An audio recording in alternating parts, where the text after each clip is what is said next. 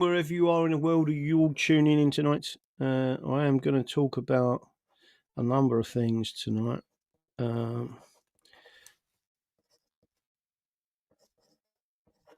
I'm just writing down to make sure I've got this stuff down and free.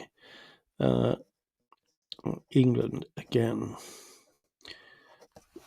The young man that you're seeing on your screen, I've seen some very interesting tweets today. I know that everyone doesn't live on Twitter.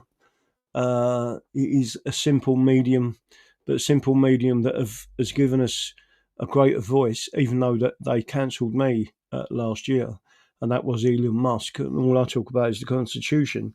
It seems there are some elements in the US that don't like the Constitution in its pure form. Thomas Massey, for example, they put a lot of money up. I can't remember how much, but something like 20 million to stop him being re-elected. That tells you that a purebred constitutionalist is something they fear, right? And there is a reason why they fear him, and they fear the Constitution. But on the screen, and I've seen many videos today of the young man before he was murdered. But an 18-year-old kid gets stabbed in the street. He's running for his life, begging for help. And instead of saving him, the police handcuff him while he bleeds out on the pavement, because actually into his own lungs, because the attacker claimed racism. They let him choke on his own blood. He drowned literally on his own blood. No urgency, no humanity.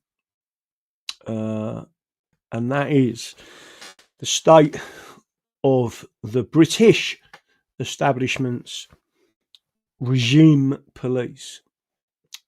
Why am I starting the show with this? Because Elon Musk, some people don't like him, has said that the people responsible for that should be hanged, drawn, and quartered for what they did, and for the people that allowed this situation of psychological reframing where someone can be stabbed 4 times,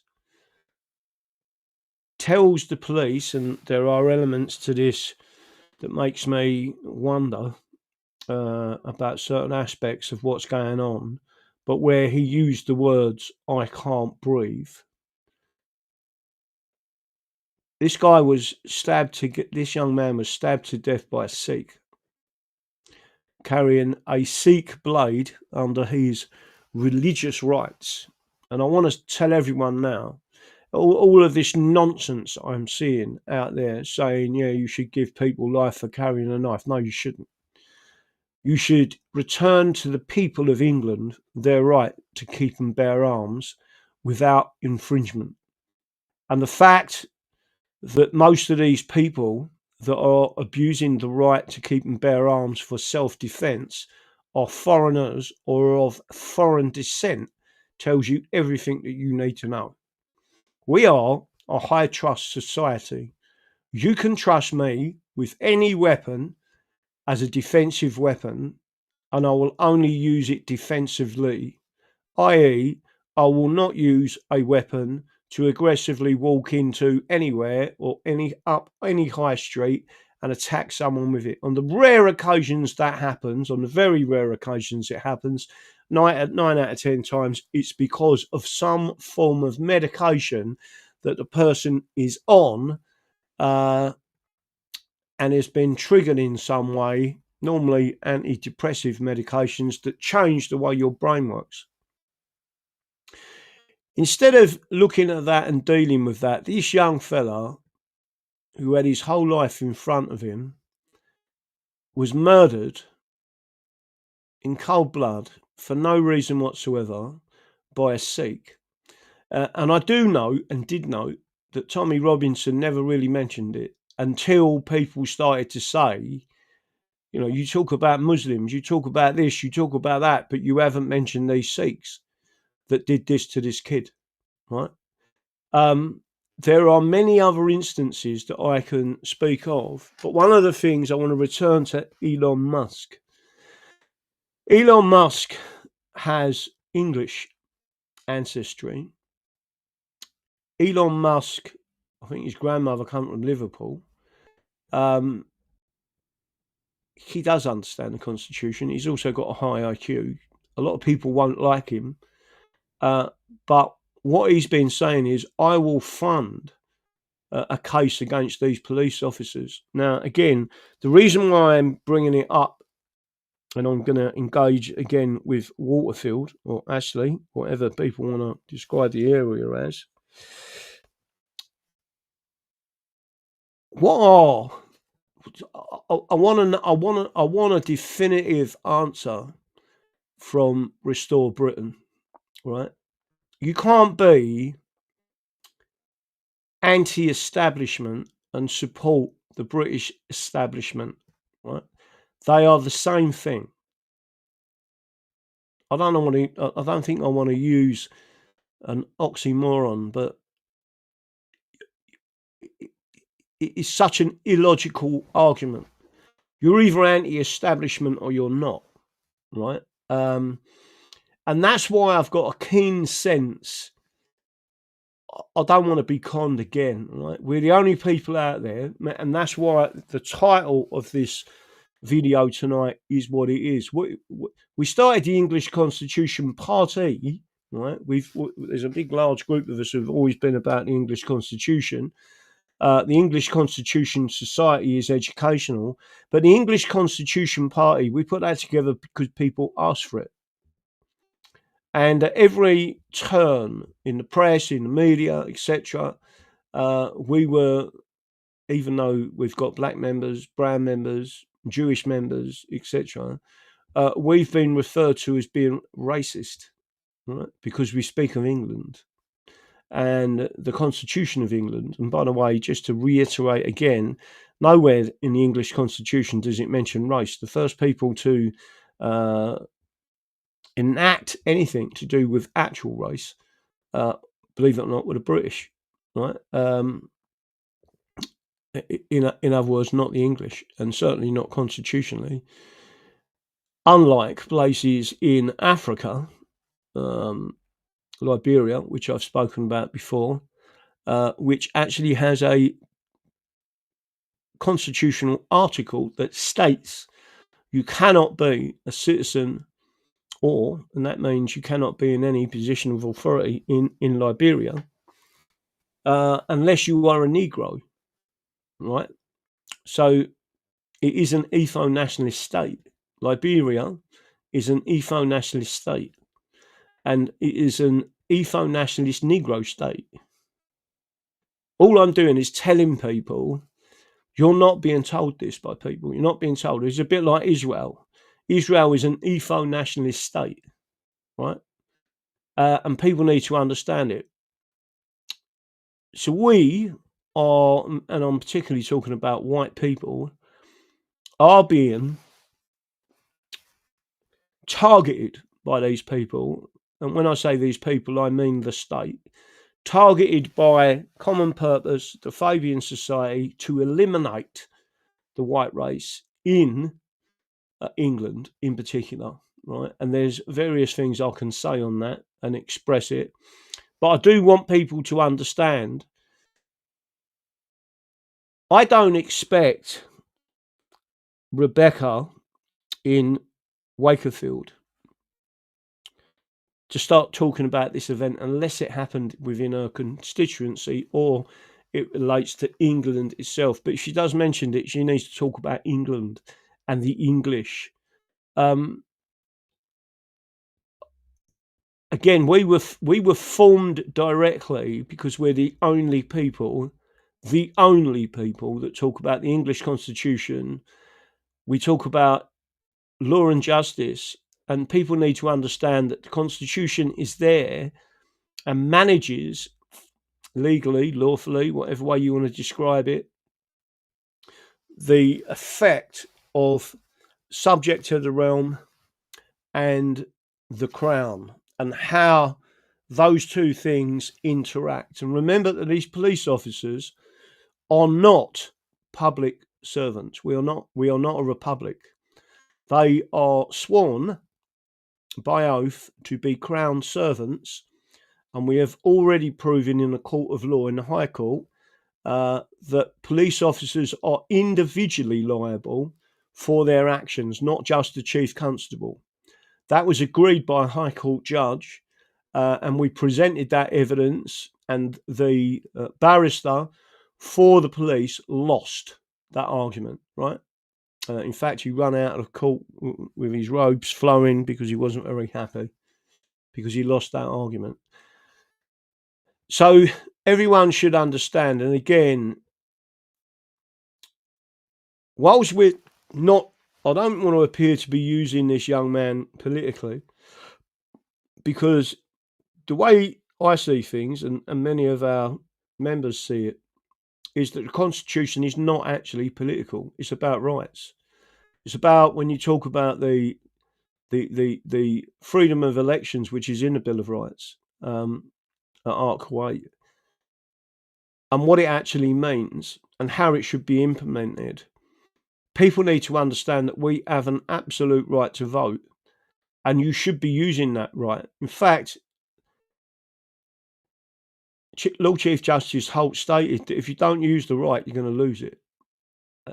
And again, it is common purpose that are encouraging these people in the background not to vote. But getting back to this guy, this young fella, he's dead. He bled out, got stabbed 4 times. If he had, and I've expressed this to a lot of people, if the coward of the Sikh coward, an assailant who could walk around the streets with very large knives and not be arrested because he's a Sikh. Why was he a coward? Because he knew that Henry Nowak would not be armed. He was like a lamb to the slaughter. He may or may not have been slightly inebriated, meaning Henry, but he's entitled to do that, right? And I'm really, really looking. I haven't seen the factor that could really count here is Rupert Lowe. I know that he has made reference to the castle and the right to keep and bear arms, and we want to give you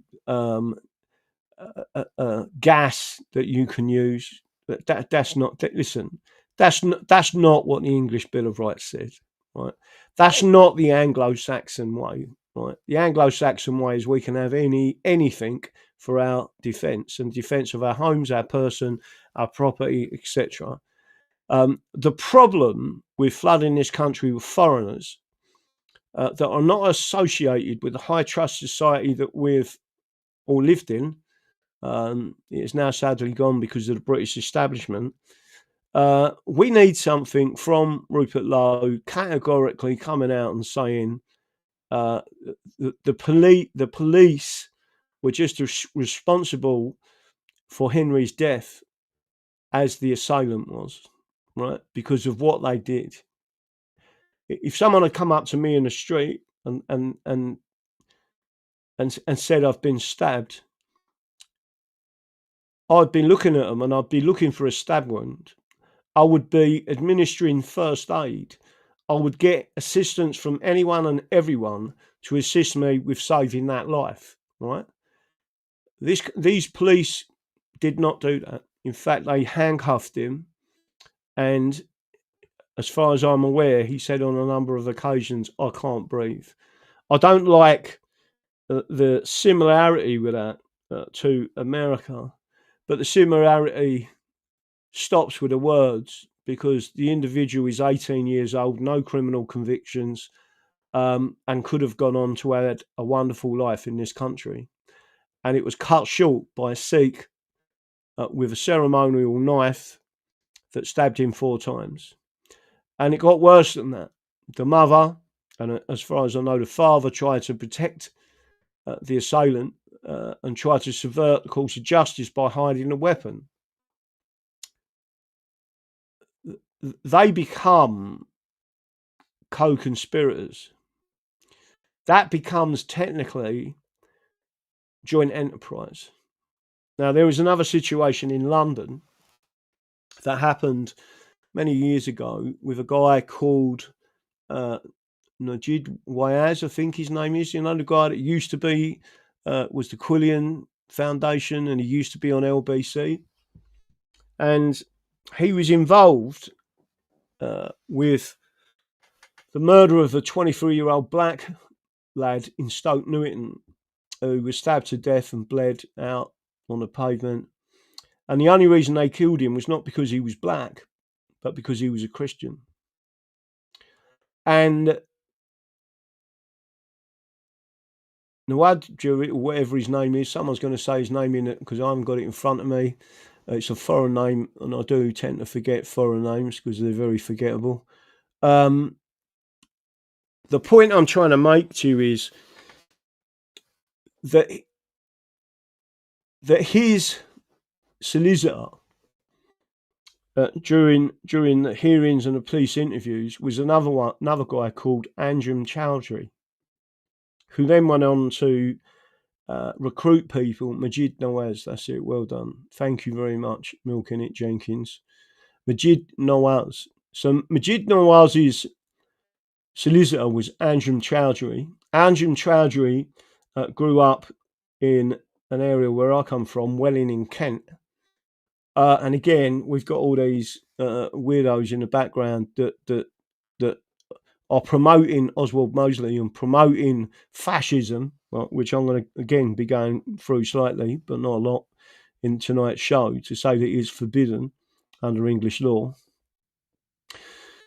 The point I'm making to you is that Majid Nawaz, later on, he didn't even face a trial, even though he wrote a book some years later. And in that book, he admitted being part of the group that stabbed and got a phone call and went to meet people, etc. He wrote that book, it was published, and he made admissions in that book that, in effect, would get him a guilty under joint enterprise laws. In other words, he would have got a life sentence. Now, a couple of them people who were put on trial got guilty. The rest got found not guilty. But Majid Nawaz then was also friends with them people. Them people then went on to attempt to blow up an airliner just as it come into land or take off at Heathrow Airport.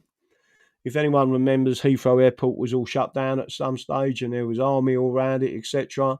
And again, they're all associated with Anjem Chowdhury, and they're also associated with the two in Circle. And the person associated with the two in Circle is Sadiq Khan, right? So for a lot of people that don't listen to me, you'll understand now why my YouTubes were shut down and my Twitter accounts have been shut down, because I tell you the truth. I'm on Rumble, right? I'm telling you what happened. I'm also telling you that I wrote to my MP and we asked, with the evidence of the book and the further evidence that Majid Nawaz had given in the book, for the Metropolitan Police to reopen the case. Now, it did go to the Commissioner's office, Police Commissioner's office, and they looked at it, bearing in mind that at the time, Sadiq Khan was the Police Commissioner, and they refused to reopen the case and said there is no further, it's all been dealt with, right? So all I'm doing is advising you. I have always done this in the background. It's not been, at some stage, it's not been easy. But what I'm trying to tell you is there's one law for them and one law for us, right?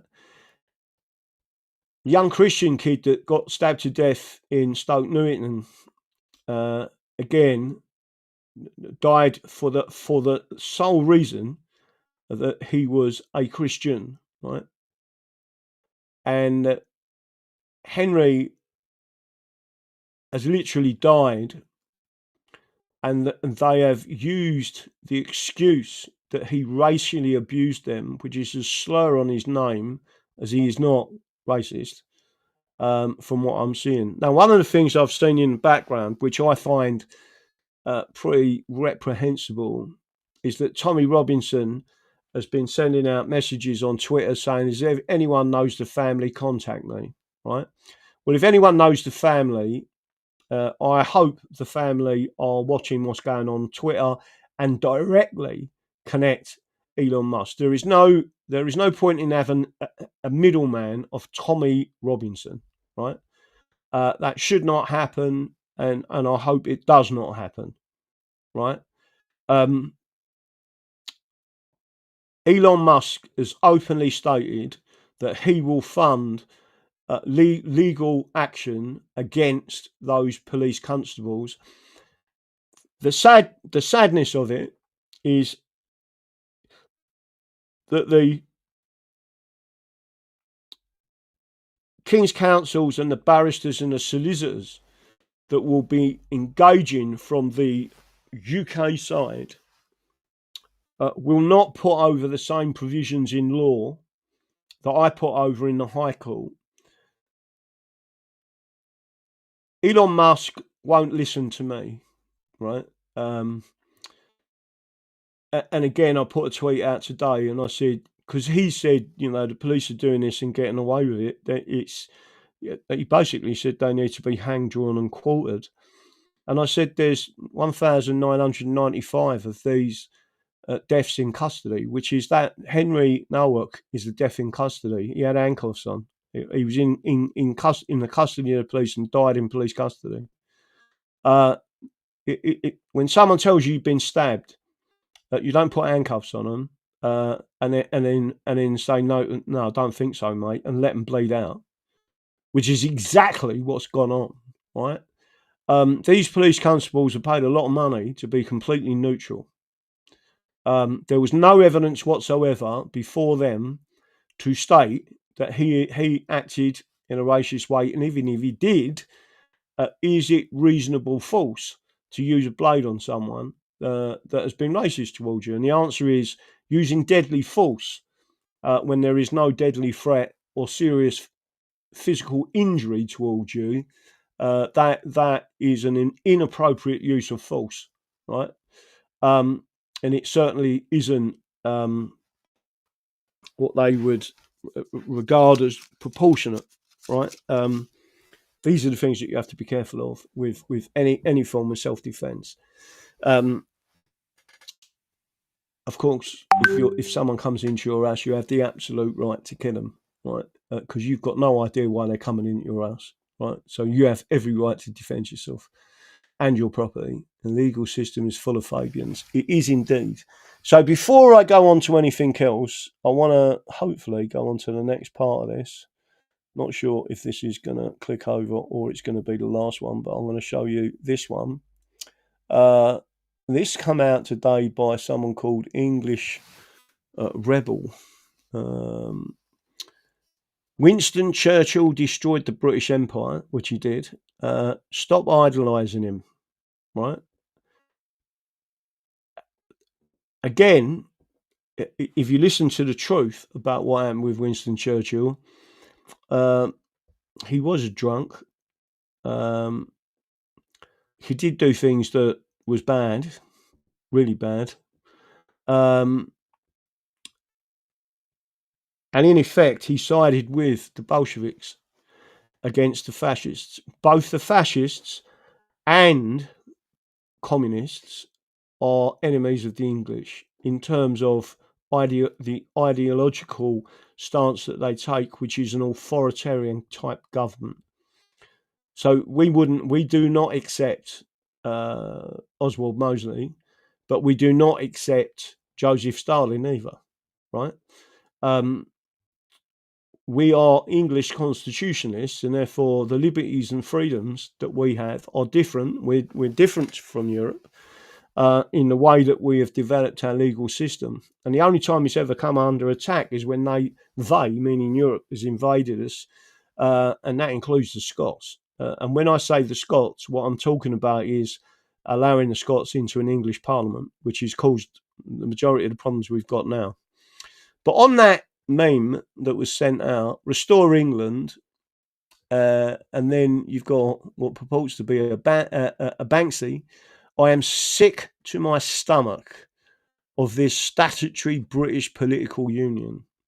And this brings me into the next part of this show, but I am going to make sure that you all understand what I'm actually talking about, because I think it's important that you understand it. Hopefully, I can bring up the next part of this, if it's in there. And I can't see where I've actually sent it to. So maybe I've sent it to the wrong part, but I'm going to stop sharing that and bring this up for you.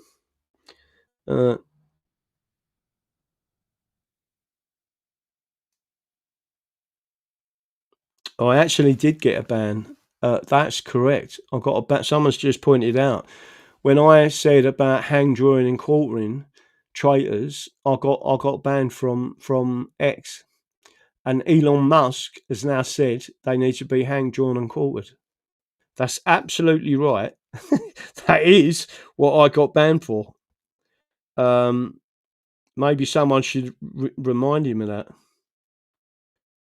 There's no point in me reminding him of that. But yeah, and I did have a conversation with someone today, reference that information. But what I'm going to do is bring this up because I think it's important. Let me bring this book over. So, and then I'm going to go back to some other stuff on that. So everyone should be able to see this. If you don't know what this is, I'm about to show you. Hopefully we can bring it up on the screen, and then I'll show you where it's come from. Right, this is not boring. This is me taking you, and I know you lot don't get bored with this. This is paragraph 1310, page 809, The Crown and the Executive. If you want to know what book it comes from, I will show you that now. Hopefully, if I can bring I'll bring it back to you. But I want to read this out because I think it's important that people understand. What I'm talking about is constitutional law. The book I'm reading from is the Houseby's Laws of England, 4th edition, volume 8, constitutional law, right? And then again, I can show you the actual point in this, which I will in a couple of minutes, where it comes from. But what it tells you quite blatantly, in breach of discipline for civil servants, not to obey those rules. In addition, civil servants may be subjected to a purge, inverted commas, procedure and a positive vetting procedure. The purge procedure is designed to prevent persons with communist or fascist associations being employed on work, the nature of which is vital to the security of the state.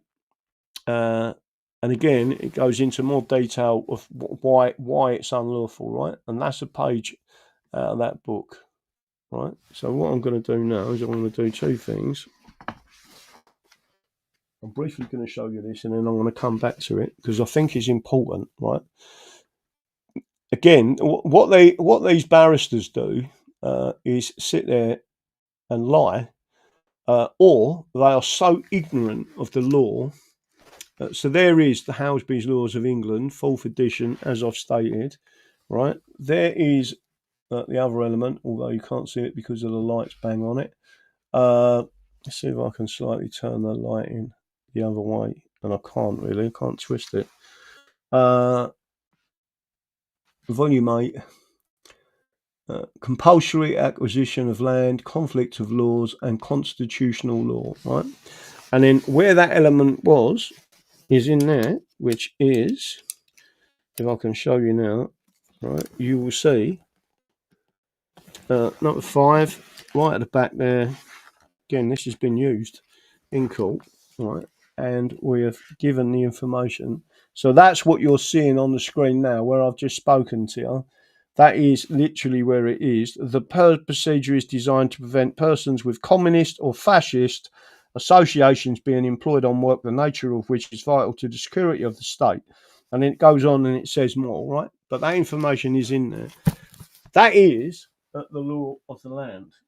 right? So I don't want anyone to think that I'm just making it up or giving my interpretation, which is incorrect. It's the direct interpretation of a judge.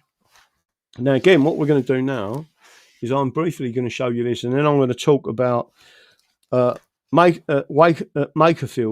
the candidate in England. And there's three separate things that I want to have a quick chat. But again, what I'm talking to you about, these people have not been trained in any way whatsoever, and I'm talking about barristers, etc. You should be doing at least a 2-year foundational course in English constitutional law before you, and common law, before you even get anywhere near being a barrister, a solicitor, and certainly nowhere up the chain, right? We are being lied to in a big way, and I think everyone really does need to understand that. Now, I don't know what some of these buttons are, but what I'm going to do is hit that button and see if it focuses properly for you.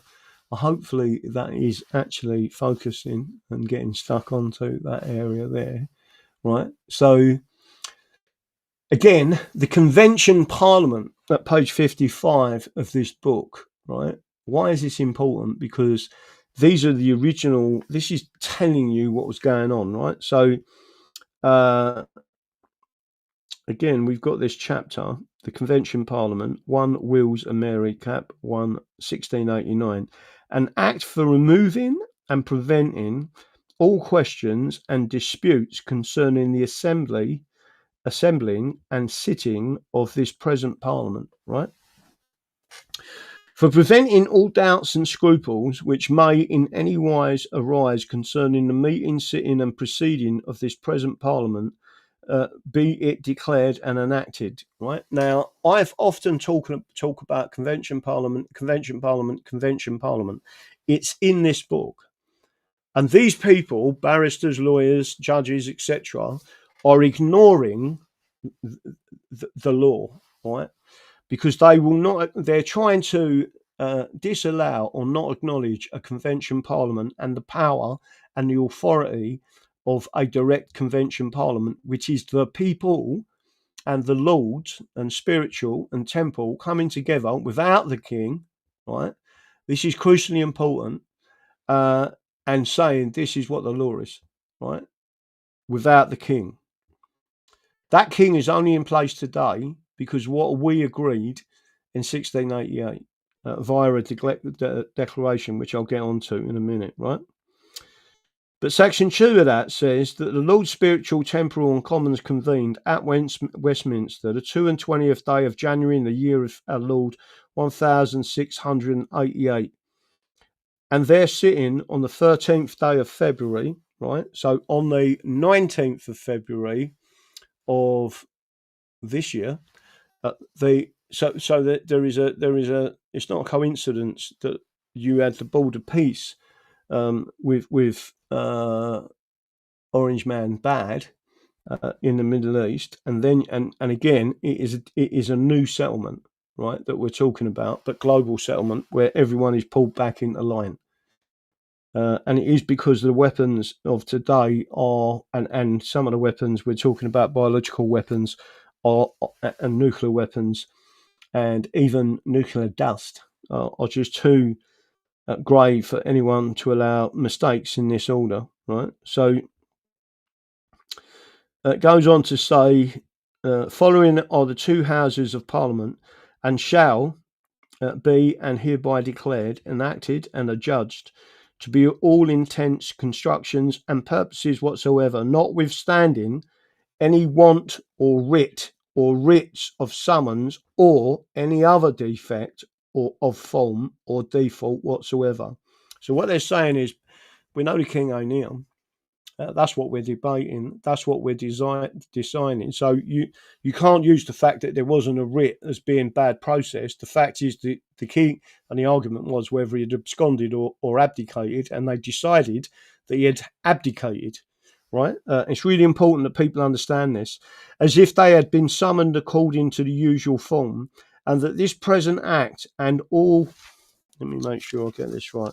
Present act and all other acts to which the royal assent shall at any time be given before the next prorogation after the said 13th day of February shall be understood, taken and adjudged in law to begin and commence upon the said 13th day of February, on which day their said majesties, at the request and by the advice of the Lords and Commons, did accept the crown and royal dignity of King and Queen of England, France and Ireland, and that the dominions and territories thereunto belonging. Right? And then it goes in and it tells you lots of other stuff, but there's bits of repeals, and there shouldn't have been repeals to this. Right? I, AB, do sincerely promise and swear that I will be faithful and bear true allegiance to their Majesties King William and Queen Mary, so help me God. Right? And it goes into a lot more detail. The Convention Parliament is in there. So it tells you, and it goes through the oaths, right? And then it tells you where it comes from. So Macaulay, HE 654, Hallam, which are the books I've got behind me, which is why I make reference, Freeman, Growth of the English Constitution, Chapter 2. So if I went to Chapter 2 in the books behind me, and by the way, the books behind me are the originals, and it's where Dicey learnt the Constitution, right? So I'm not doing anything different to the great scholars in the past, including Anson, including Sir William Wade, including many others, right? The difference between me and anyone else is I have no allegiance to the bar, to the barristers bar. I have no allegiance to anyone other than England itself. And Sir William Wade stated that you should change the oath to exactly that, or thereabouts, right? And he was no mug. The letters summoning the assembly of the Convention Parliament. So again, this is where it tells you, and this is all important history, right? And this is the legal history. Summons to the Assembly 1688. Whereas the necessity of affairs do require speedy advice, we do desire all such persons as have served as knights, citizens, and burgesses in any of the parliaments that were held during the reign of the late King Charles II to meet us at St. James upon Wednesday, the 6th and 20th of this instant December, by 10 o'clock in the morning. And we do likewise desire that the Lord Mayor and Court of Aldermen of the City of London would be present at the same time, and that the Common Council, right, there's really important that people understand what a Common Council. This is what Douglas Carswell, who is now in America, refers to, would appoint 50 of their number to be likewise, and hereof we desire them not to fail. Given at St. James, the 3 and 20th day of December 1688, W.H. Prince of Orange, by His Highness Special Command, C. Huggins, right? Now, why is it important? Because if I went back to one of these books on my shelf and showed you it, it shows that there was 43 commoners that were summoned, and there was, I think it was 13 lords. And it was them who made the decisions without the king. But so there was a lot more of us as representatives, as commoners, than anyone else. And people need to understand that. So that is the Convention Parliament, right? And then after that goes on to the Immunity Act. But if I was to read through and show you what for electing members of the Convention, do you want me to read this to you? Because it is important that people understand, and this is an old book from 1909, and it's telling you the truth about what happened. And you're getting lies from the British establishment, right? Big lies. Let me have a look and see what you're all doing, right? But bearing in mind, we're all about the Constitution. We're about the Protestant settlement and the way it has been attacked by these people non-stop since it was put in place. And the reason was because it was put in place by the people and the lords. And it is one of the reasons why you should not get rid of hereditary lords, because they've got skin in the game. And like I said before, you don't see any black or brown hereditary peers, right? Just to make sure everyone, they're very, very selective breeding. which I haven't got a problem with. Restore have some senior Orangemen behind the scenes. Let me have a look at this. They will never go against the union if that's the case. Well, again, there is a difference. Orangemen, so there is a difference between loyalists and unionists, and unionists are not. They're not Orangemen. That's the bit again. People are being suckered into believing that an Orangeman is a unionist. An Orangeman is King Billy. An Orangeman is about Protestantarianism. An Orangeman is literally what, although this is a wrong analogy, but it's close, Cromwell, right? People don't realise that the Scots actually, the Presbyterian Scots come on board with Cromwell, and their men fought in England against the Parliament, right? So people need to understand that. Do you want me to carry on reading this out, by the way? Are you happy with that?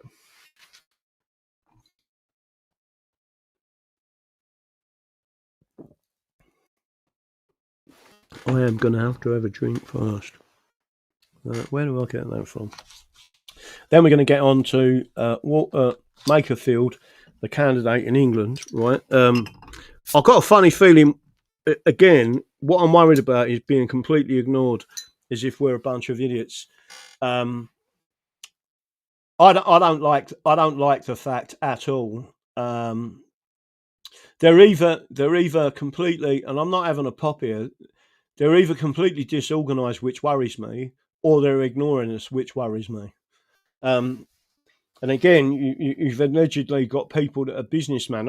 I had noticed that, was it Banatai has supported the candidate, which is a good thing, not a negative thing.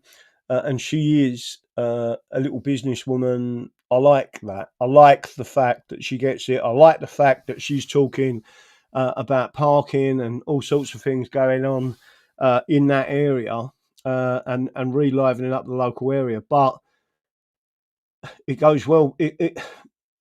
Whilst that's a start, I've seen, even in Devon and many places I've been to all around the country, that the parking restrictions in any high street and the way that they're managing the high streets is obvious. They want to destroy the high streets, and England was known as a nation of shopkeepers. From the nation of shopkeepers, you had a distribution network that supplied them shops and them high streets, and that's all been destroyed as well. It is systemic. It's a systemic. So do you want me to read this out anyway? Yeah, please go ahead, read it all out. Right. The letters for electing of members for the convention, and again, it's backed up by these other books. Whereas the Lords Spiritual and Temporal, the knights, citizens, and burgesses there heretofore, members of the Commons House of Parliament, during the reign of Charles II, residing in and about the city of London,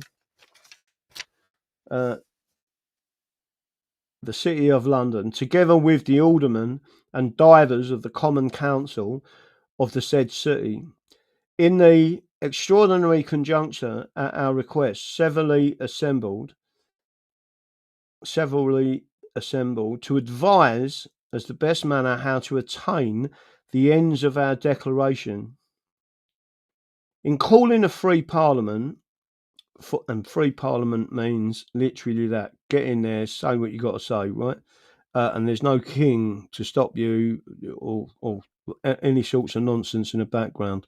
For the preservation of the Protestant religion and restoring the rights and liberties of the kingdom and settling the same, that they may not be in danger of being again subverted, have advised and desired us to cause our letters to be written and directed. For the counties, to the coroners of the respective counties, coroners are still important, right? And they've been corrupted to the core by corrupt solicitors.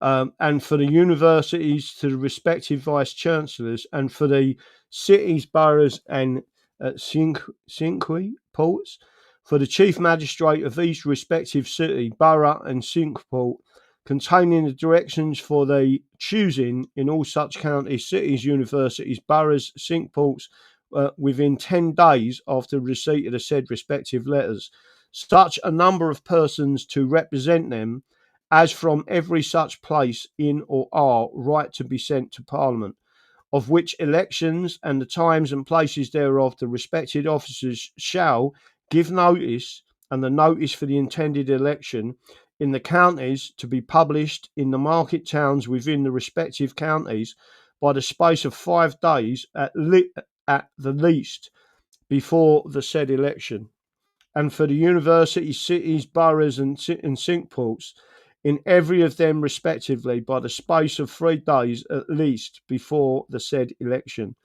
The said letters and the execution thereof to be returned by such officer and officers who shall execute the same to the clerk of the Crown in the Court of Chancery, so as persons so to be chosen may meet and sit at Westminster the 22nd day of January next.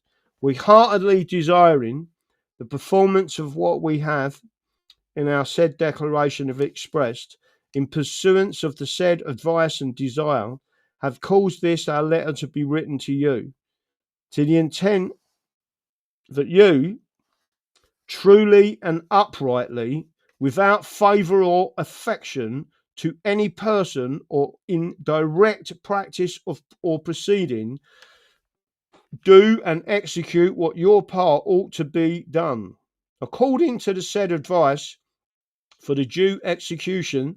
Therefore, the elections to be made by such persons only as according to the ancient laws and customs of right ought to choose members for Parliament, and that you cause a return to be made by certificate under your seal of the names of the persons elected annexed to our letter to the said clerk of the Crown.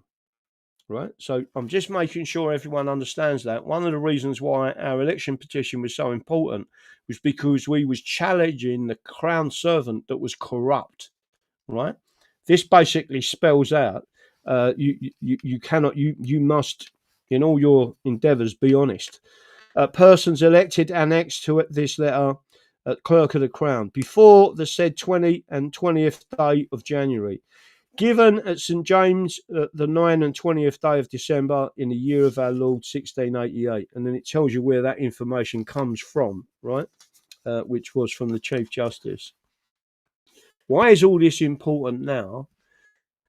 Because we have got groups of people in many ways whatsoever. And let me go back to my normal screen. Let me come off of that. Oh, right. Now I see what's gone on. My main screen may have died. Let's see if it's come back up. No, it's come back up. Okay. Right, this is all important. People are being lied to in a big way. Again, I'm using the term because I want people to remember this term: psychological reframing. Psychological reframing. Psychological reframing. That's what communists do. That is what they've done, right? You are English, not British, and you have a set of constitutional laws that the Constitution means how the state interacts with you as a subject and how the state and you interact with each other. For that to happen, right, and the state means the executive, right, there needs to be a separation of powers, and there is a separation of powers, right? Once you lose that separation of powers and you lose the definition of who you are, that's why I keep saying to you, remember who you are. You're English, right? Once you lose that definition, you lose your rights. You become, when you lose the separation of powers and everything comes in together, which is what the British establishment have done, right, via the Acts of Union, because they've brought in Roman law via the Union. You need to understand that there's only one way you're going to take that back, right? And that is by voting, because they've already disarmed you. Go back and see what happened then, right? In 1688 and before, they disarmed the Protestants. That was the main thing, and then they started killing us, right? Then they used to torture us. We couldn't get jobs. Everyone talks about the Jews. Let me tell you something. Being a Protestant in England and in Scotland, and obviously Northern Ireland, because they actually picked them up from the borderlands and dumped them in Northern Ireland, right? They renditioned them. They basically exiled, and their only crime was Protestant. They was Protestants, right? That's how all this come about. So for these people, someone said earlier about the Orange Men and all that. Orange Men, as I understand it, listen, and I've spoken to quite a few of them, right? Orange Men, as I understand it, Orange Men are not unionists. Unionism is completely different to King Billy. If you are loyal to King Billy and the English Bill of Rights, which I am, and loyal to England, which I am, right? You are a loyalist to that settlement, right? You're saying our ancestors already dealt with this, right? And what they've done is slowly, bit by bit, stop people understanding where it all come from, right? And all I do is go around the country educating people on that and telling them. Does everyone understand what I just said? Because sometimes it sounds like I'm being complicated, and it isn't really complicated, to be honest with you. So the next thing, I'll wait for the answers to come back. I'm going to tell you something else in a minute as well.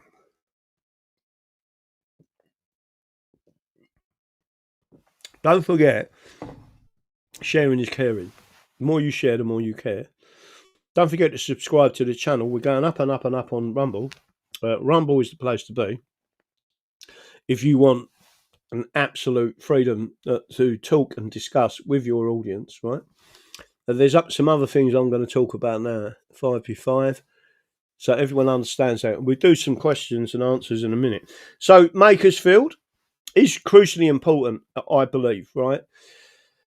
I'm not interested in seeing what the bookmakers, meaning Corals, William Hills, Ladbrokes, Paddy Power, Betfred, or any of them say what the odds are.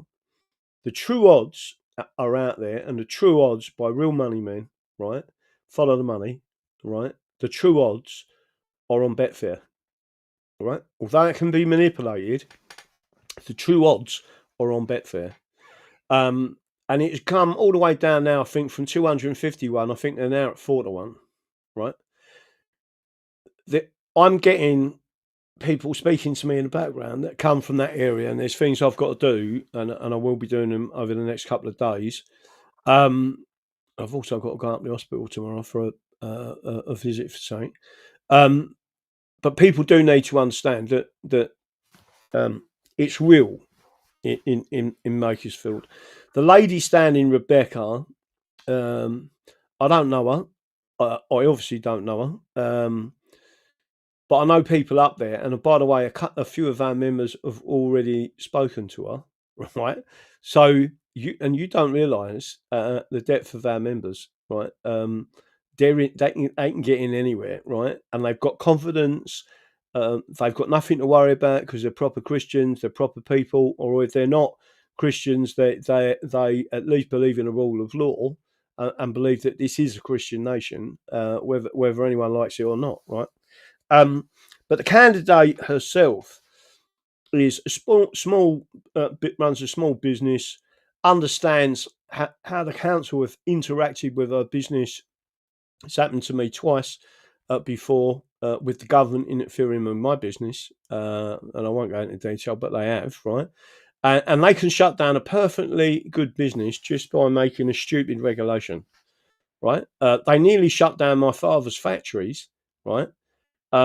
Because they decided to charge VAT on the invoice rather than money coming in, right? Which meant that he would have been paying other people's tax, and it nearly closed the bill. They nearly had to put the chains on the factory gate, right? And then, lucky enough, more and more people said, "Well, this is just idiocy," Well, what are you doing? And it was because it's the communist socialists had got control, right? And by the way, VAT is an illegal tax. We voted to leave the European Union, and VAT, value-added tax, is a European Union tax. Just to make sure everyone's got that, we should not be charging VAT, and it's also a production tax. If you want to interfere with a free nation and a free market economy, stick tax in, right? Exactly that. I'll always be showing that. So the unicorn is the Trojan horse, right? And that's exactly what it is. Roman law versus common law. Do you want me to bring that up and show you what that is? Because someone has just sent it to me, and I am very appreciative of any fantastic, even if... let's have a look. Let's bring this one up there. I want to bring it up on the screen. You can see it, and then we're going to talk about our conference as well. But I'm going to finish off talking about our wonderful candidate. So again, there it is. Hopefully you can see that. So the unicorn is the Trojan horse, right? And there's the image on the screen. You can see that the chain is actually wrapped the dragon and the lion, and in effect it was used as an anchor and a chain to get hold of us. So the Roman law versus common law, and the Roman law is now imposing its will upon the English and the common law jurisdiction of England. There are no English MPs in the British Parliament whatsoever, right?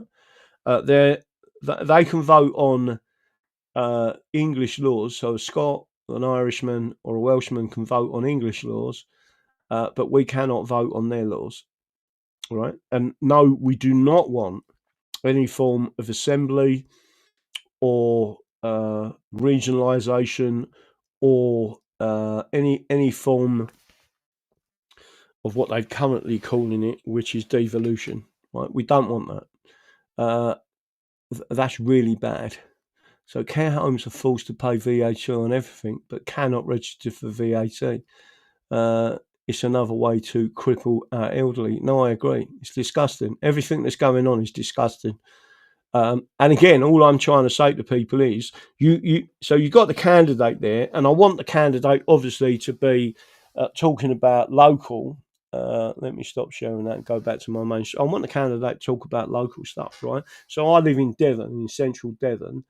I would expect a candidate to understand and know what the Constitution is of England. I would want that candidate to absolutely stick up for all the people of Devon, but particularly central Devon, because that's the people, they're your constituents, right? And if they're businessmen and women, then you're fighting their corner for them to say, listen, we need to drop this tax system out. Even if you created Devon, so you spoke to the other constituent MPs, if those all restore, and said Devon wants its own tax system, we don't want to pay into a centralised system anymore, right? That would be perfectly lawful. Right, and again, you will see Devon come up in the ranks massively, right? And it would be doing so. The candidate herself, I've seen a few people speak about her, and she seems to be a proper, what I describe as a proper person. She's just one of us, right? She certainly isn't an establishment figure. She's gone up against the establishment and said, right, come on in, I'm ready to have a go. I've had enough of this, right?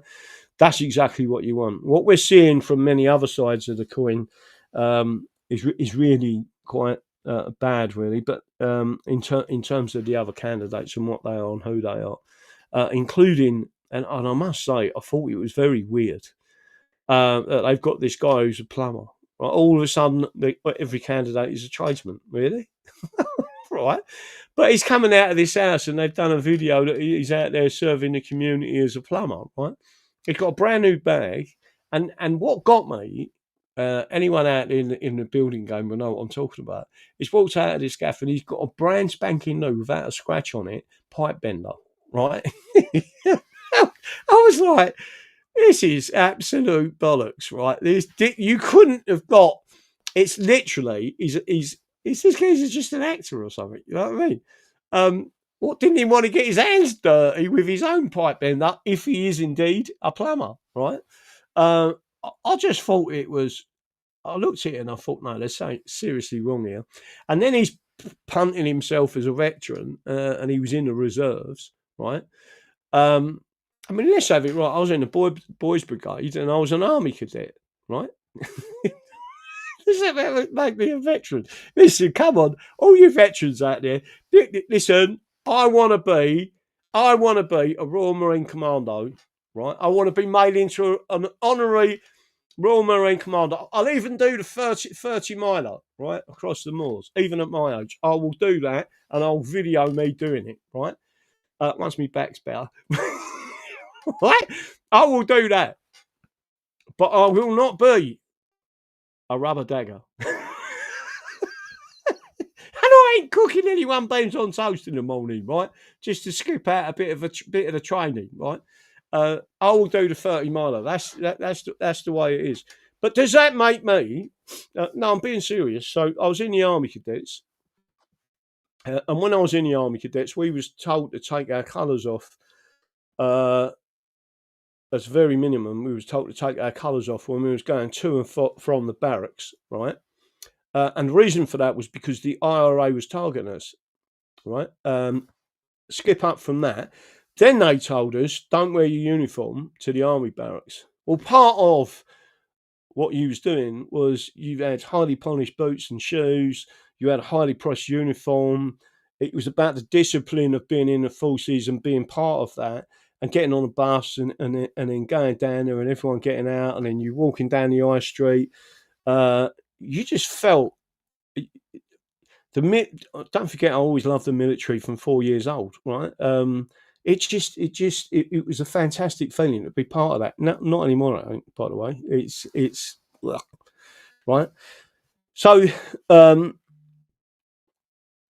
someone's just put in there, he's just a bender working for France. You're probably right, but you shouldn't be going around telling people you're a veteran.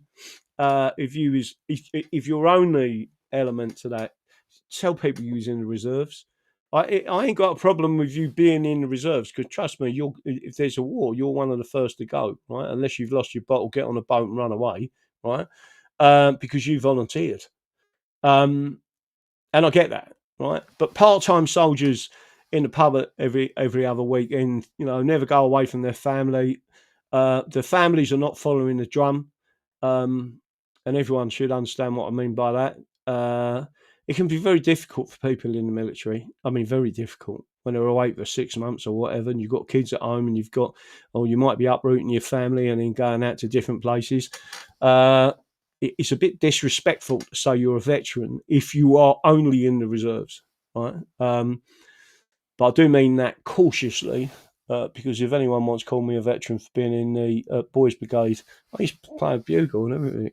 I had a little Polish belt and everything like that. My dad loved it. I didn't like it. I was too poncy. So I joined the Army Cadets instead. I said, can I get in this SAS regiment? As a cadet. What I should have said was, I want to be a Royal Marine Commando. They would have said, we'll line you right up, right? But never. And I don't want to be a parachuter. Fuck that. I'm scared of heights. Not really. But I wouldn't like to jump out of a plane. I'll probably be... when you've got an hangover and you think, have I got it on or not? Oh, I nearly forgot. I've got to tell you something, right? I am going to go through an experimental period of not drinking any alcohol or consuming any alcohol for at least 6 months, right? I'm going to get my weight back off again. Last 2 days, not taking liberties, just a couple of pints of Guinness. I went back to Guinness. Right? I love Guinness, right? I woke up this morning. I've just got to tell you this as an ad lib. I woke up this morning. Do you all know what... I'm going to have to show you this. Do you all know... I'm going to do it in a sec and show you what I mean. Do you all know what trigger finger looks like? Right, so I'm going to show you on my screen what it looks like. I'm not sure if you're going to be able to see my finger, right? If I pull that finger, so there's my fingers, right? I've never done a demonstration like this, right? That's trigger finger. That finger is locked in place, right? I can't. That is literally. Can you see? It's just bent over and it won't go anywhere. Right. I have to really push that with my hand, or pick it up and lever it in the morning. Sometimes I have to pick it up and lever it and make it go straight again. But it just goes into that position. Right. After 2 days back on the Guinness, I woke up this morning with them 2 fingers. Right. I'll have to push them that way. That one would just click back. That is trigger finger. That's not me holding it. That's like, if you look, my hand is completely relaxed. It just won't go back, right? And then that finger was also the same. And then on this finger, that little finger was the same as well, right? So I woke up this morning after drinking Guinness for 2 days, and I had 3 fingers in trigger finger, right? So then I spoke to a couple of people, I've done some research on it, and it looks like it could be the nitrogen ore, but more importantly, so there's more to this, and it's something to do with Guinness. It might be something to do with the nitrogen, but it is something causing inflammation in my body that's related to Guinness, right? Possibly real ale as well. It's strange that I wasn't getting it at all, and it started to be a lot better when I didn't drink at all, right? But you don't get it with cider, right? So I just thought it was really weird. Good news about having a dry phase. And Andy, well done. Who's that, Andy? No, congrats. Pure Sam. Yeah, so John Aspel, Clawhand VD. There's probably a few nicknames for it, right? But it does have and I felt physically drained for the last 2 to 3 days. Now I thought it was just because Janet weren't here. I'll say, I can show you something else now. Look, really sad it is. Right, I'm going to show you something, and you can all say at the same time, right? I'm going to show you Janet's chair that is empty. She sits in the chair, right? Let me see if I can put that up. Right. I don't know if it'll work on this camera. I don't want the camera to go pear-shaped. I've got to tidy up a little bit round the chair. Shelly will look at it and say, what are you doing, my chair? Right, let me have a look. I'll show you. Not sure if this will come up or it will blow up my camera. Graham's iPhone. Let's see if that comes on. There's Janet's chair, right? So Janet sits there. So my little gnome is gone. But for comfort, I put my little cushion on it and look at my little cushion, right? Let me have a look and see if anyone can anyone see that? That's my real cushion, that is.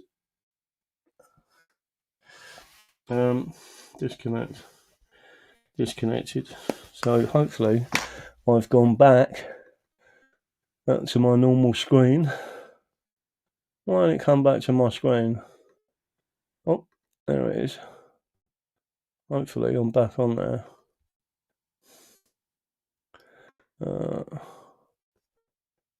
Why has my screen gone off? Oh, come on. Right, I'm hitting my screenshot. Right, stay on the line. It looks like I've got to reset it. Let's see if I can put it onto that. For some reason it don't want to do it, so I'm going to hit that one. I'm going to be back.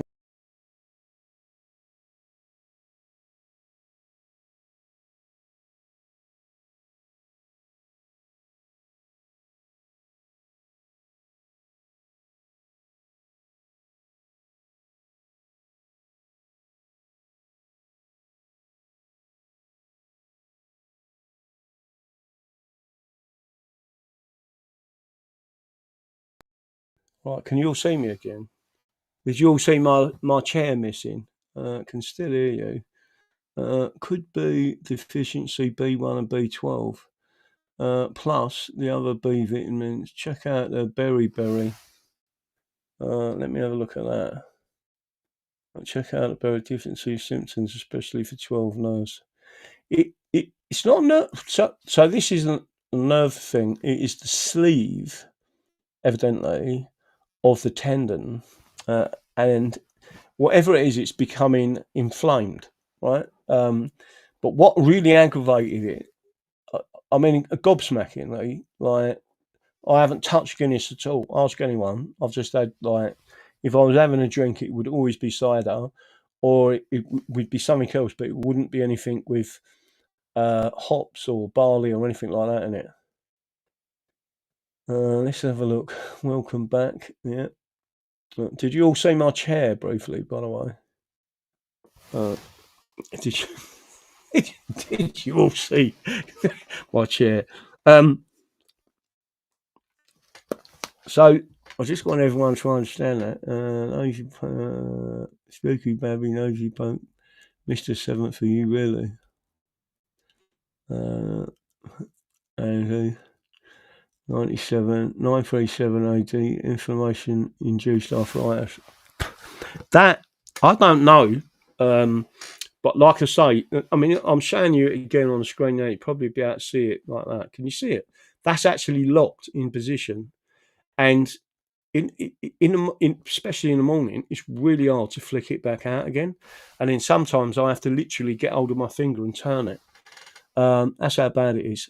Because if you try and push it yourself, you get a pain in there. And then I was rubbing it and trying to massage the areas of it. But tendons are made from proteins of collagen and gelatin supplement with both. Yeah, well, I've been taking collagen. It doesn't seem to have had an effect on me. Tendons are made from proteins and collagen, right? Noble Stone, Tracy, Graham's email, ECP, English Constitution Party. You can normally feel the ball of the top of your palm harden when the fingers that affected. Let me have a look.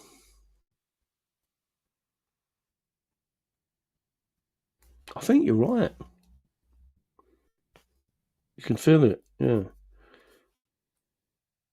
But when I say, so imagine waking up though. I mean, I know I'm no spring chicken, right? I don't think my complexion's that bad. Do you?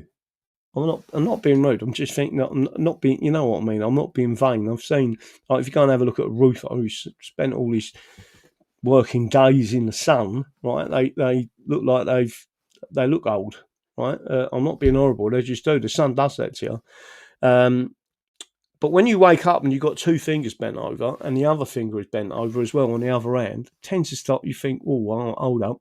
What happened to make this trigger again? Because it was doing it before, and it was because I was drinking Guinness. And it started making me feel quite ill. But there you go. That was considered a bit posh bit. What was that? Spooky, hello, Spooky Bab. How are you? I've not seen you in the chat. Andy 937 AD, like Rigsby, he's fallen to bits. Let's have a look.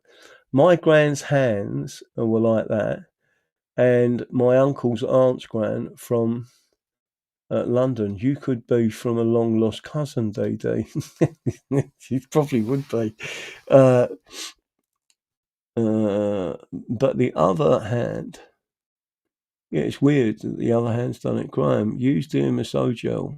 I have been using DMSO on it, to be honest with you, and I've got some more. I can't remember where my gel's gone. I'll have to go and look for my gel, but I've got plenty of it here. But I will be piling into it and doing some weird and wonderful things. I do use the stuff that I say, like, you should use this and do this, but there's some weird things going on.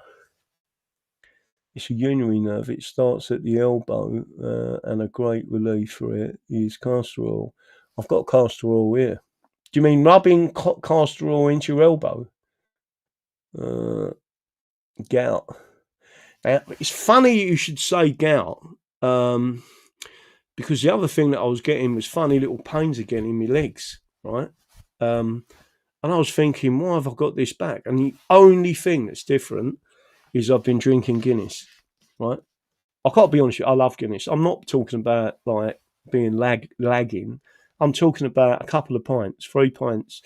You know, if I'm really like, if it's the weekend and I can sit there and all day and try and switch off, I might have 6 and 7 pints, but it's still not 10, 15 pints, right? Which I used to do when I was younger. Gary, ancient, right, hi, yeah. So, rheumatoid arthritis is my sister has, and she has been poorly. I imagine she's got rheumatoid arthritis.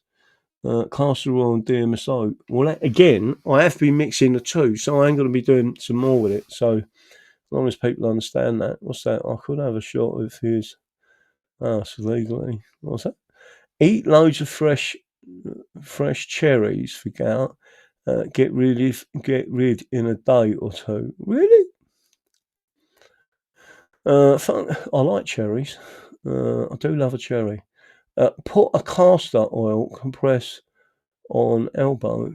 Put a castor oil compress on elbow. All right, I'll have a look at that. I've got some pure castor oil here. Purines might be building in uric acid levels. Gout is main factor, then arthritis. Oh, purines are building up in your uric acid levels. There's other things I could say about that as well, but I won't because I'm nice. June Gower, DD, she has trigger fingers. That's how it all started. Oh, really? Let me go back to that.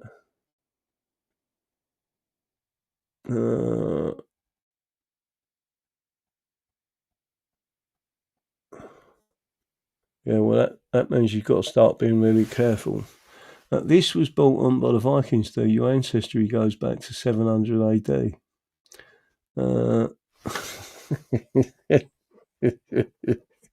You're not.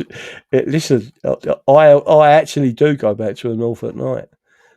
If you wish to send Graham, I want blah blah blah. Spooky Baba being chased out of LA as a kid on my bike and nearly losing a finger. That taught me to use my eyes in the back of my head. And it's a good. I've been through Rumford. Cherries is antioxidants. Alice, gorgeous. I'm glad when we have these little chats about health. Was there anything else I needed to talk about? The last thing. So we've covered this lady. I think enough tonight. Right. I am, and again, I just want to make sure I'm not having a pop at them. I'm just telling everyone. I'm not seeing. There are things that I could say to people in the hierarchy. If you really want to terrorise the state, I don't mean terrorise in political violence. I mean make a political statement that you are the governors and you are taking this country back, and we are anti-establishment. I can tell you something you could do, right? Would absolutely frighten the fucking life out of them, right? We've already looked at it, and I've actually said it previously on my show, right? But I'm not going to repeat what it is. But certainly it would worry them immensely. But they got to be absolutely. He's back, and thanks. Yeah, no, I am back tonight. Said Joanne, but some everywhere now. What's this? I'm seeing some of the questions come up. I've just arrived.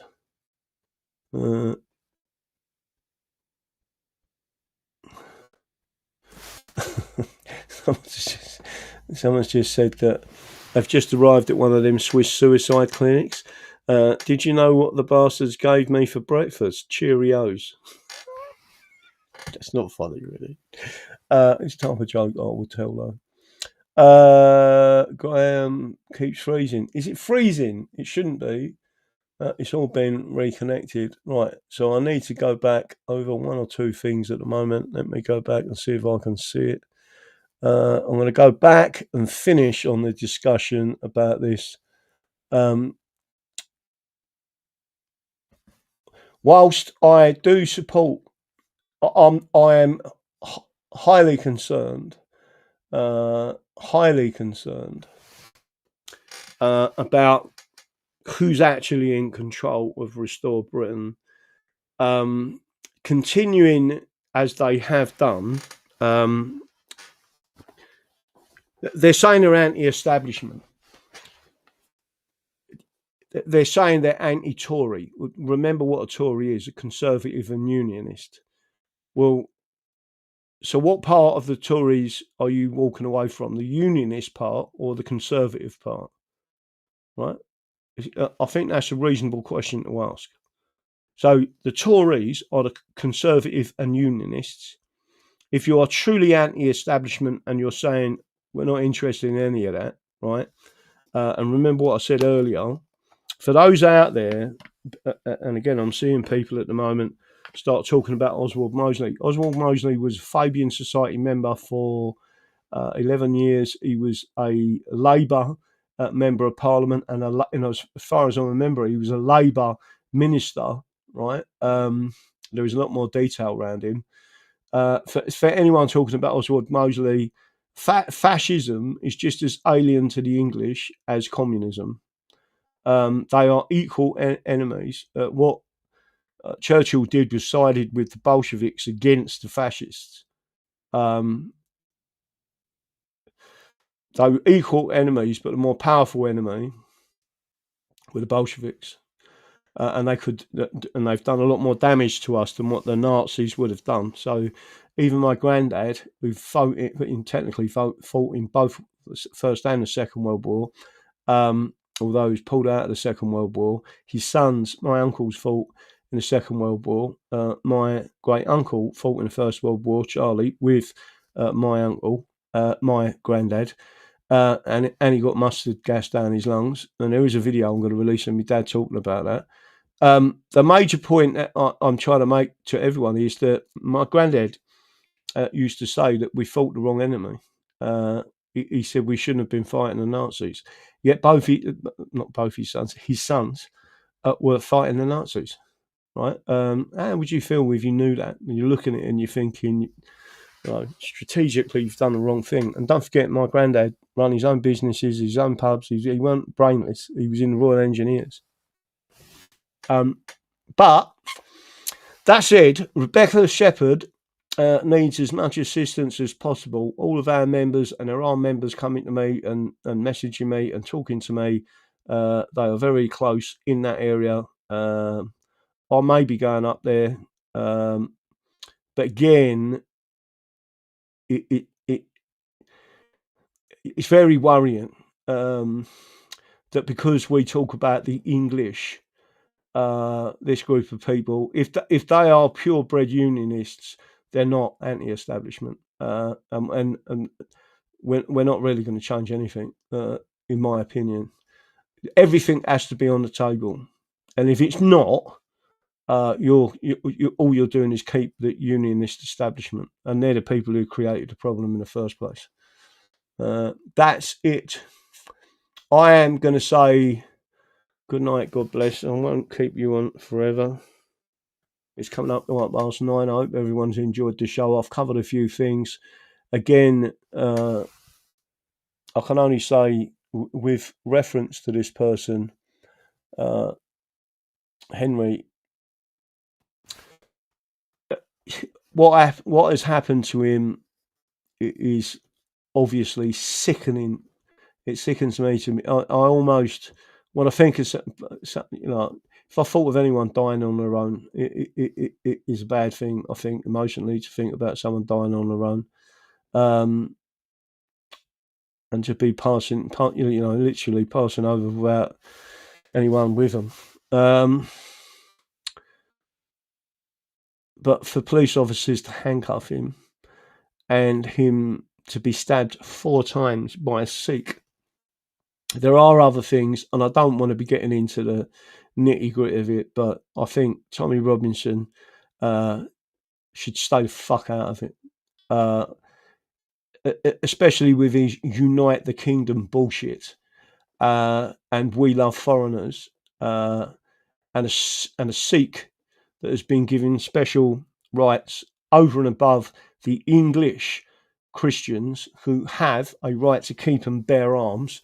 If that young fellow had been armed, or if the gutless, cowardly Sikh carrying a knife in England because he has special privilege for being a foreigner, when the English are disarmed, and he has used that weapon to kill someone, an English kid, right?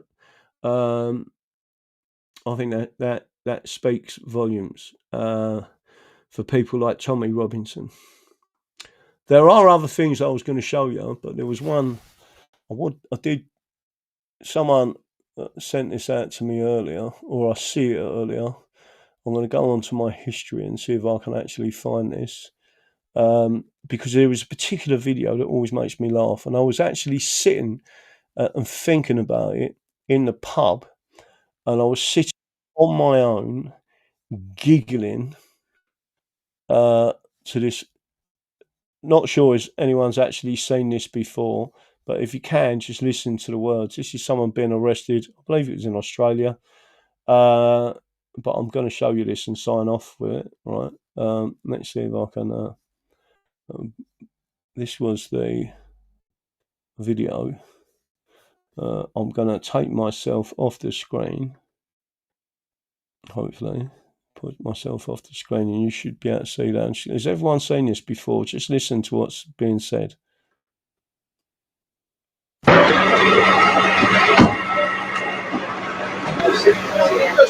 You just assured me that I could speak. Sit down inside the car. We're not assuring anything. We're under arrest. Look, I'm under what? Gentlemen, this is Democracy Manifest. Have a look at the headlock here. See that chap over there? Get your hand off my penis! This is the bloke who got me on the penis before. Why did you do this to me? For what reason? What is the charge? Eating a meal? A succulent Chinese meal? Oh, that's a nice headlock, sir. Oh, yes. I see that you know your judo well. Good one. And you, sir, are you waiting to receive my limp penis? Now, get your hands off there. Ta-ta! And farewell. One tough look. They even...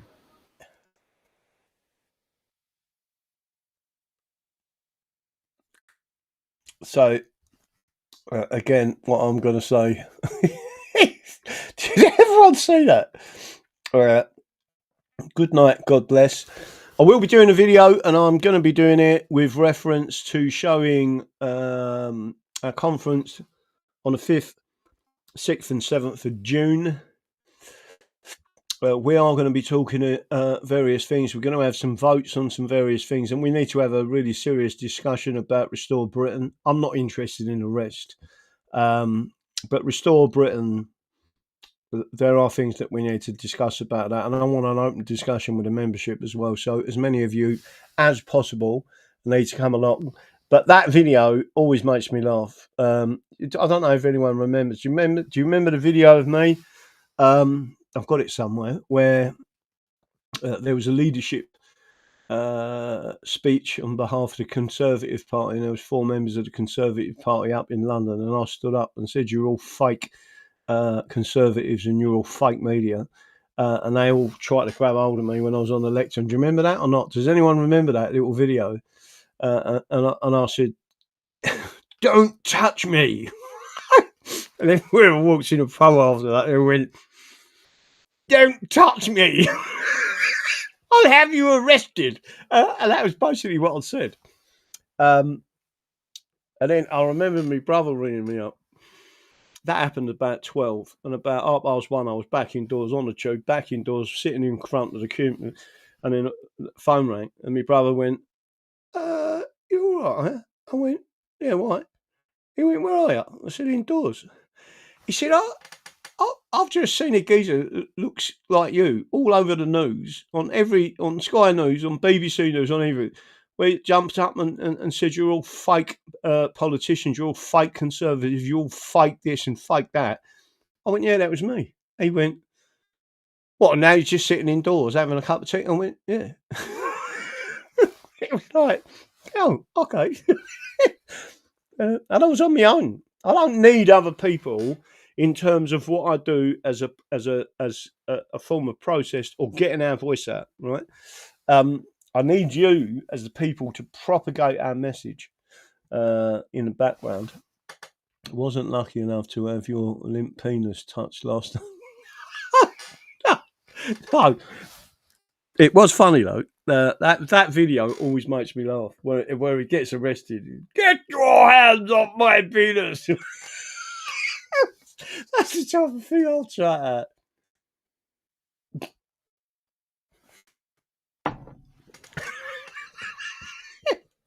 Still, mate, I was sitting in the pub thinking about it, and then I pulled the video out. I was sitting there on my own, right, having a cheese roll, sitting there, and a glass of Coke, right.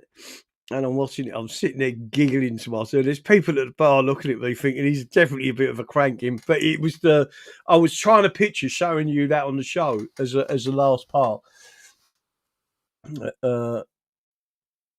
Did anyone? Do you want me to try and find that for people again? Did you ever remember that when the whole gaff charged at me? And that was about 2 weeks after I'd had a heart attack. Right, I was like, have some of that. DD. Yeah, normally a very good community. Good night. God bless. Good night. God bless you, everyone. Don't forget what I believe in. The Constitution is the solution. And what we do for everyone and anyone is actually bring the receipts. And the receipts are right in front of you. Select statutes, cases and documents that illustrate the English constitutional history. We do have a constitution. You need to stand up for it and take it back. That's it. Au revoir. There's a few little clips. I won't show it tonight. I'll find it on my laptop and see if I can find it for you. And you'll all be sitting there laughing. I'm not even sure if I've got it on this one, but I'm going to go now anyway. Au revoir, tiddly poo. Goodbye. God bless all. Let me make sure I've got that one up.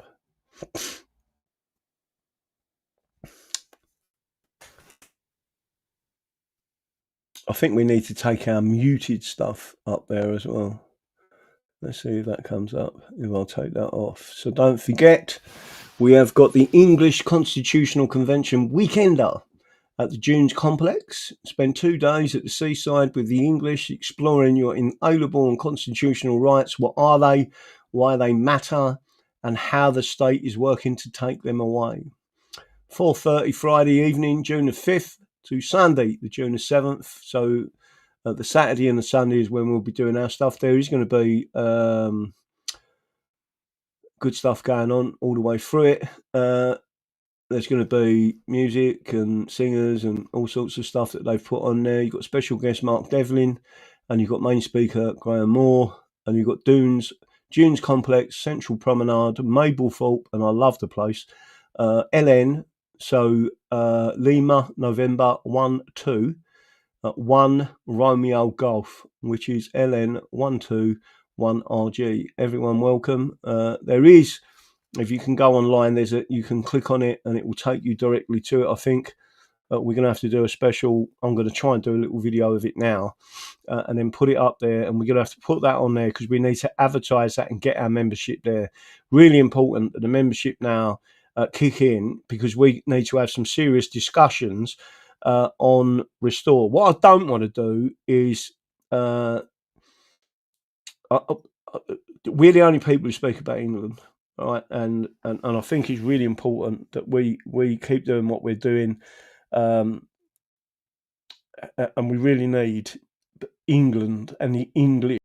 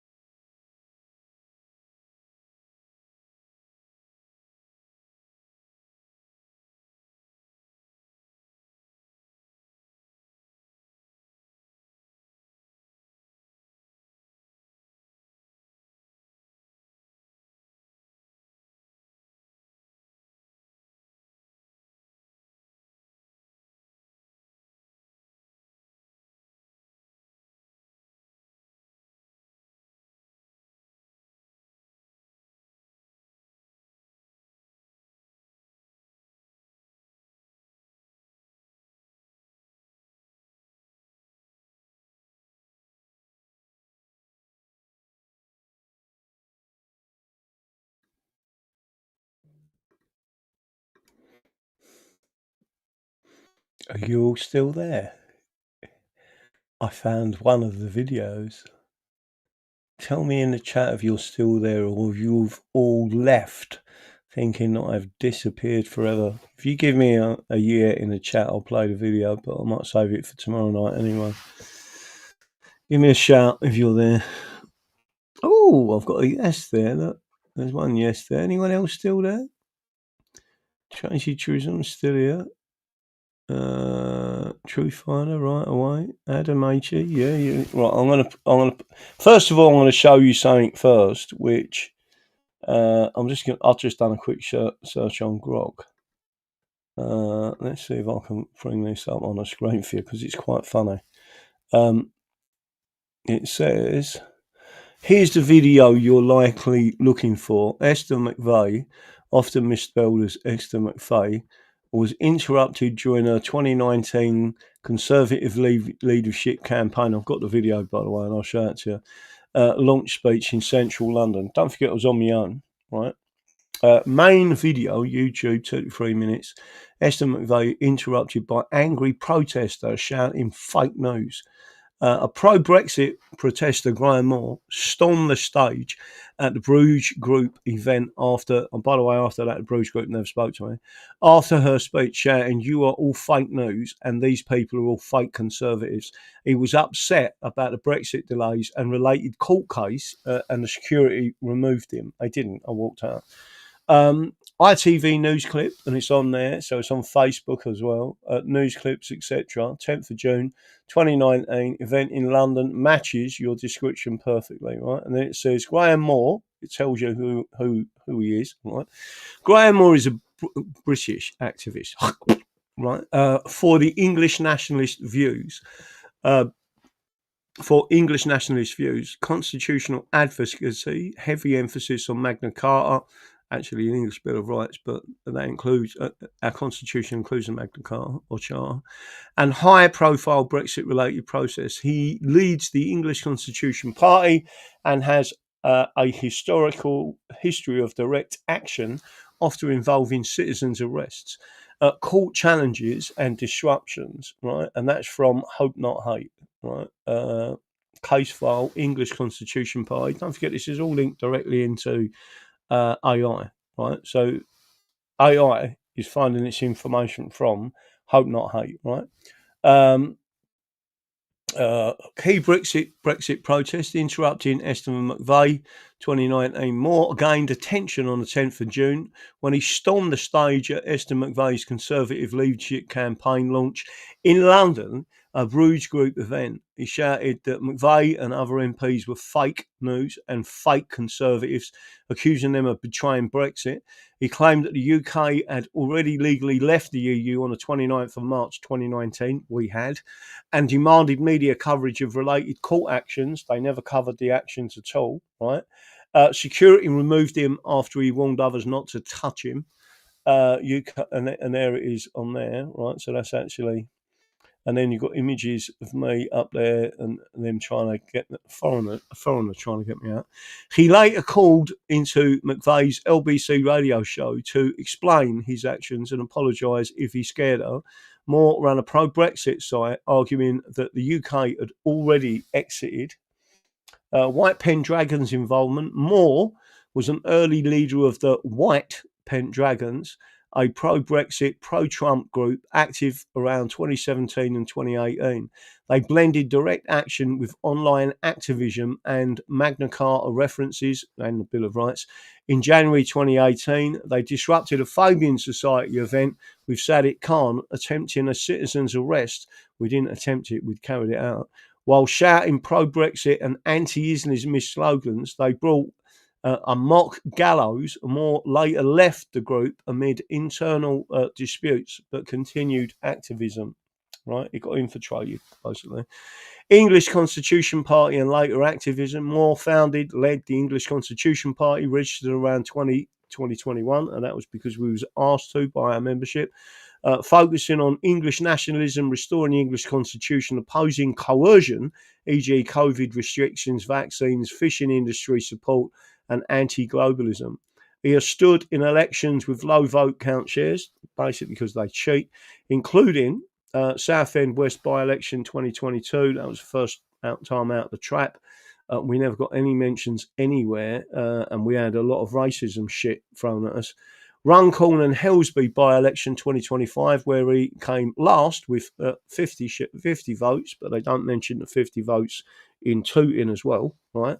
And launched ultimately dismissed the legal challenges alleging vote fraud, irregularities incurring significant costs, right?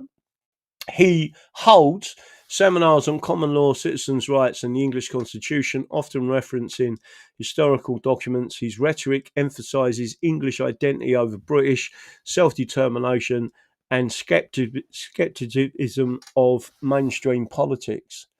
Broader context, Moore's protests tie into hardline Brexit frustration, feeling the process was betrayed, English sovereignty and constitutional literalism. Critics, e.g. Hope Not Hate, is a critic of mine, describe his, or us I should say, describe his circles as far-right or conspiratorial. Supporters see him as a defender of ancient rights and working-class English interests. He remains active in rallies, interviews and legal actions as of 25-26. Videos of McVeigh interruption and speeches are widely available on YouTube. Let me know if you'd like links, specific rallies, interviews or deeper dives, and you can go and look at any of them on there. But what I'll do is show you this one. Share this tab, right? It's a bit loud, this. So. Or we stand up for democracy too. The biggest ever democratic vote to get us out of the EU so that we can be a strong sovereign nation who can proudly be on that global stage. Thank you. Excuse me, you are all fake news and these people are fake Conservatives. No, I'm a paid-up member of the Conservative Party, right? I am a paid-up. Robin's touched me 11 years. Let me tell you now, there is a case in the High Court. There is a case in the High Court. Don't touch me! Don't touch me! Xenophobia! Can I call you xenophobia? Just out. You're insane. Totally insane. Look at this little foreigner telling me to leave, right? Just think about that. I've got a little foreigner at a Conservative meeting, right, telling me to leave. You are not. I've done nothing. Don't wrong. point out to You people. touch me again. I'll have you arrested. No. Somebody touched you already. No, what? Get out of my way. Out. Goodbye. Disgraceful. Tommy! You can laugh. You're all supporting us. What a disgrace. Give them a round of applause, ladies and gentlemen. I'll get that little piece of dandruff. Right, so let's just make sure you're all aware what that was about. Right, I will play it tomorrow night on the show, right? But the point being, and I called into a radio station where they were saying that I attacked her and pulled and yanked it out of her hand, the mic and all that. And I said, listen, I've got a right to reply to this. You've said my name, you've said what's going on, and that's not true, right? So they patched me straight through, and it was Ian Fowle, otherwise known as Ian Dow, right? Probably a Fabian, by the way. And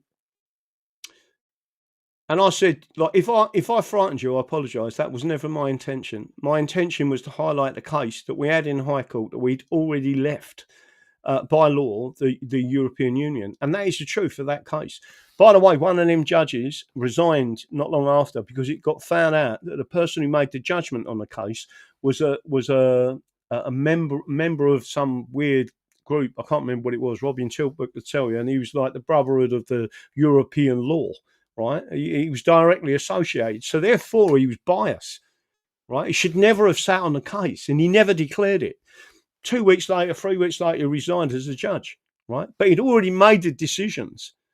And all I'm saying to people is, without people like me, without people like you, right? It's really crucially important that you understand this. We're never going to get our voice out because it is fake media. And the alternative media is just the same now. They will not allow a discussion on English independence. It is against natural justice that Scotland has had 3 national referendums and England has had none. Are we ever going to get restored? Are they really anti-establishment? And that's what I'm saying. But again, that's just part of some of the stuff I've done. I mean, I can bring up, if you want me to show you the arrest outside Buckingham Palace that I often talk about. And all the Americans was applauding. So I said, we stand for constitutional rights. I was like, go on, son, you tell them, right? Mr. Dale, I mean, I can't make comments like that because I've got no evidence that he is. I do know he's gay, but that don't make you a nonce. It makes you a homosexual. Do I believe that homosexuals should get the tolerance that they've got now? No, I don't.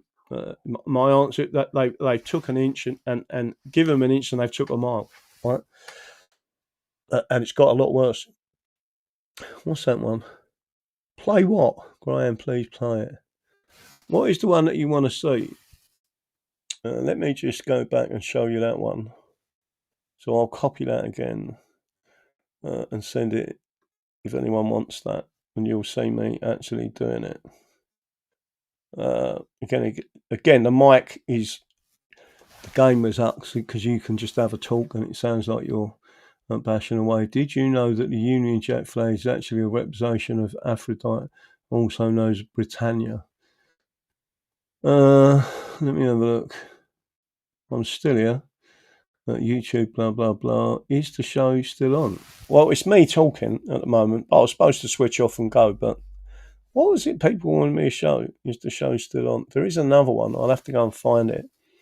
It is on, it's on this Rumble channel. But again, previously I took all my activism's been taken down. It was taken off of YouTube. I had 10 years worth of videos on there. I mean, nearly 100,000 subscribers, and then I've got another 25,000 subscribers. And then now we got a small chat. I'm not interested in it. YouTube is just a communist censorship. It's massive censorship. So just to let you know that. Right, still on. Great stuff, Graham. That's it. But I'll probably show that tomorrow night. If someone reminds me, I'll put it on there, and I'll see if I can get the arrest up when I've got arrested outside Buckingham Palace. There's loads of them. I mean, if hope not hate are saying this is what he does, right? And again, I stand up for the working class and the English. They're even acknowledging that. He stands up for the working class and the English. That's what he does. Right, he's an activist for the working class and the English. I think that's why they're like, well, actually, we can't go too hard on him because everyone knows that's what he's about, right? So you can't have a group of people that are allegedly, for the working people attacking me. That's what they don't get. Yeah, I was about that close to nutting that little geezer. If he touched me, I was like, I've warned you, do not touch me, right? I saw some activism you did with the English Democrats driving around in a car, loudspeakers on. There was loads of things we used to do with the English Democrats. In fact, there was a lady in the north, I think it was Batley and Spen when we stood there. She actually said to me that she stood on a number of occasions for the English Democrats and she's never had the support that she had. Like when we went up there, was at least 50 of us turned up. We all went around delivering leaflets. We had a big speech in public. It was like, she said it feels like a proper campaign, right? And she said it was the first time ever that she'd had that level of support. And again, it's going up there. It's paying for all that. Do you know what I mean? I lost my job 3 times.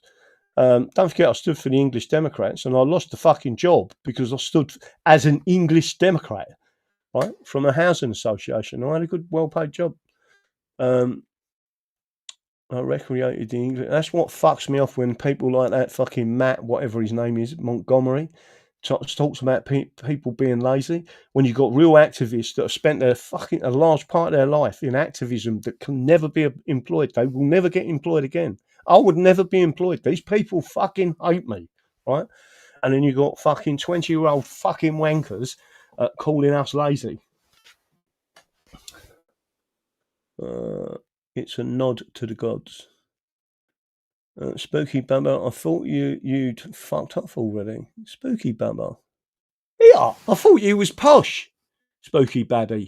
I thought you was posh. You're not posh.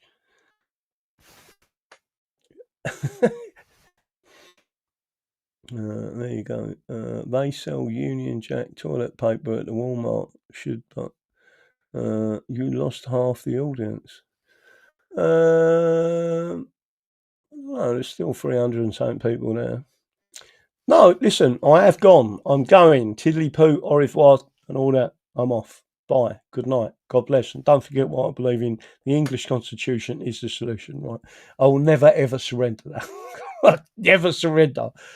Even if they're dragging me to the gallows and to the prisons, I will never surrender. That's it. Good night. God bless.